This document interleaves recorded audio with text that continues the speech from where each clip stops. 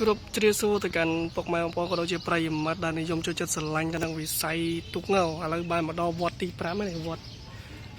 មជ្ឈិមសារ៉ារាមមជ្ឈិមសារ៉ារាមអញ្ចឹង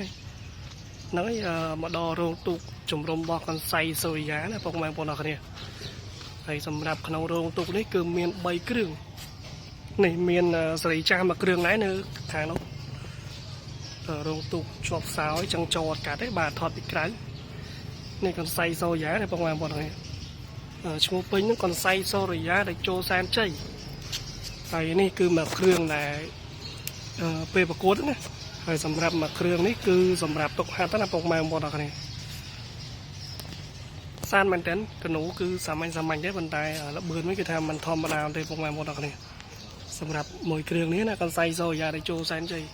ហើយជាទុកដែលមានឈ្មោះល្បីល្បាញដែរហើយដូចជាឥឡូវនេះគឺនៅក្នុងរោងទូកតតែម្ដងហើយចាំមើលឆ្នាំហ្នឹងមើលមិនម៉ាត់ទេឆ្នាំហ្នឹងមិនជួបបងប្អូនចំណោះទូកដែរគាត់ថាចាំជួបគ្នាពេលអ៊ំអញ្ចឹងណា